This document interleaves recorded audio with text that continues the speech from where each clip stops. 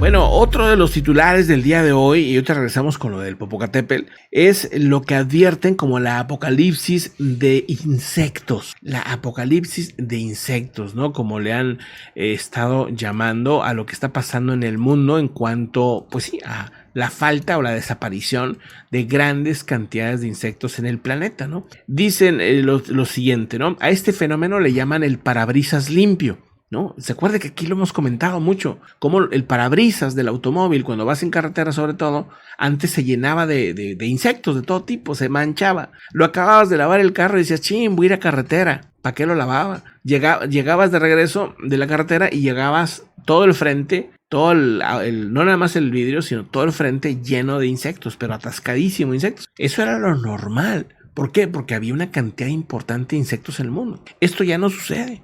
Tú vas y vienes en la carretera y no es rarísimo un insecto que golpee la ventana o así, ¿no? Dice, la cantidad de insectos que hay en el planeta Tierra ha disminuido en el paso de los años y esto está manteniendo muy preocupados cada vez a más científicos y expertos en el tema. Aseguran científicos de la Universidad Johannes Gutenberg en Alemania que le han estado dando seguimiento a la huella de esta situación y el profesor Florian Menzel asegura que esto podría ser un colapso de la población de insectos, llamados por muchos la apocalipsis de los insectos. Están desapareciendo, están colapsando. Esto es muy preocupante por lo que significa para el planeta, para la subsistencia de la vida. A través de un artículo publicado por la Royal Society de la revista especializada Biology Letters, que es una revista científica de biología, dice, en este estudio se ha llegado a la conclusión de que son no uno, son varios factores que están jugando en contra de los insectos. O sea, el universo de los insectos está desapareciendo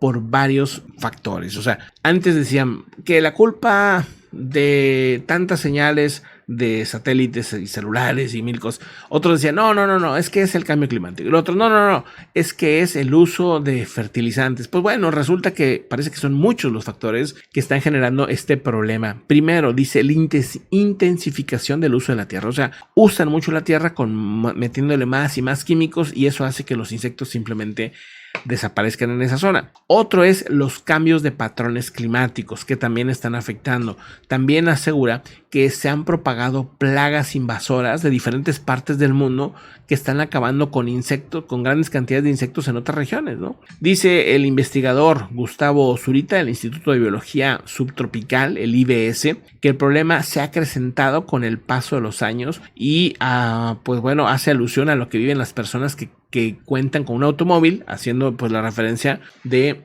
cómo ya no hay insectos en el limpiabrisas, ¿no? El fenómeno de limpiabrisas limpio, ¿no? Y es que antes, o sea, digo, igual habrá gente aquí muy joven que no lo recuerda, pero así es como quedaban el frente del automóvil. O sea, eso era lo normal. Y eso, pues, eso ya no pasa, ¿no? Pero así, esto es poco, ¿eh? O sea, lo veías así, atascadísimo, lleno. Entonces, la pregunta clave es qué pasa si los insectos desaparecen, si el planeta se queda, pues sí, sin abejas, sin mosquitos, sin moscas y sin un montón de insectos. Dice, sin los moscos, así de sencillo, la vida vegetal sería muy difícil, sería casi imposible. Y sin la vida vegetal, pues entonces empieza a haber problemas para otras especies también humanas, entre los humanos también, aves, etcétera. Dice, sin ellos no existiría la polinización. En gran medida está realizada por avispas, polillas, mariposas, moscas, abejas, entre muchos otros insectos. O sea, esos insectos se encargan de polinizar. Tendríamos que hacer una polinización manual, ¿verdad? Los seres humanos, encontrar formas de polinizar manualmente las regiones de forma lo más cercano a lo que hacían los insectos. Sustituirlo con drones, sustituirlo de otras maneras. También otros animales desaparecerían. Ranas, reptiles y aves morirían. Después de los insectos sería el apocalipsis de los reptiles y de las aves, de los anfibios también, de las ranas. Desaparecerían muchas de ellas porque simplemente dependen, ¿no? Muchas de los insectos. Y luego, después de que desaparezcan estos, pues vendrían otros y así, ¿verdad? O sea, sería un efecto dominó apocalíptico, ¿verdad? Que yo sé que suena muy feo, pero pues es que es lo que es, ¿verdad? Entonces sí es un tema muy preocupante, obviamente, pues que los científicos vuelven a insistir en este tema, ¿no? Ya que estamos en temas científicos, vamos a otro estudio científico de otro tema muy distinto. Fíjense que, bueno, hablando de volcanes, ya que vamos a regresar al tema de los volcanes, o sea que vamos a regresar a lo que está pasando con el Popo y todo esto, hay una investigación que se hizo por el volcán que reventó de Tonga, ¿se acuerdan? Aquel super volcán que pues aventó ceniza a muchos kilómetros y generó una onda expansiva tremenda. Pues aquí estuvimos viendo ese tema en su momento, ¿no? El volcán Tonga, pero resulta que afectó a los satélites. Fíjense, déjenme les platico cómo estuvo el tema, pero para que veamos la importancia y la fuerza que puede tener un volcán. Dice, la onda de presión de aire provocada por erupciones volcánicas puede llegar a provocar una burbuja de plasma ecuatorial, o llamados EPB, esto en la ionosfera, interrumpiendo gravemente las comunicaciones de los satélites. El hallazgo resultó de observaciones ionosferas satelitales y terrestres con ocasión de la erupción explosiva que se dio en enero del 2021, ¿no? La famosa erupción de Tonga, ¿verdad? Donde pues ya saben, fue muy llamativo, ¿no?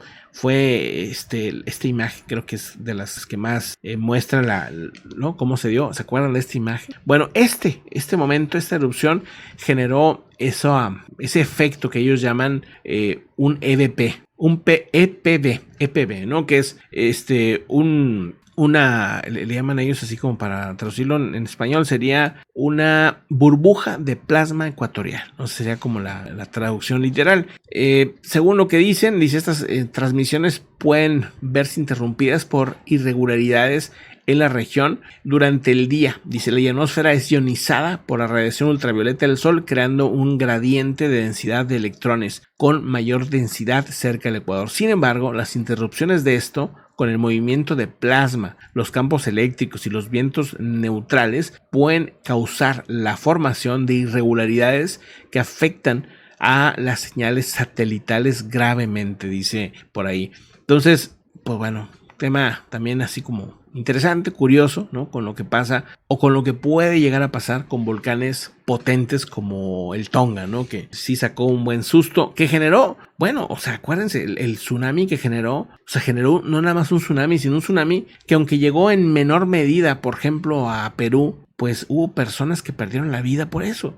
Claro, estuvieron bien confiadas jugando ahí en el mar y que si el tsunami, no sé qué, y lamentablemente se ahogaron, pero digo, ¿qué efectos puede llegar a tener, no? O sea, sí es muy tremendo esto. Y bueno, pues vamos a otro comentario. Mira, aquí estaba como estaba el volcán. A ver si lo podemos acercar hacer más pequeña la imagen. A ver. Así es donde estaba el volcán. Y luego después de que explotó. O sea, no quedó nada. Quedó un hueco. O sea, quedó un hueco, miren. Todo este hueco, ahí había isla, ¿no? Ahí estaba esto. Todo eso desapareció. Fue impresionante el movimiento del volcán. Pero bueno, vamos a otros temas también importantes. Déjenme ver nada más si nos falta aquí un par de cositas y ahorita vamos a los comentarios.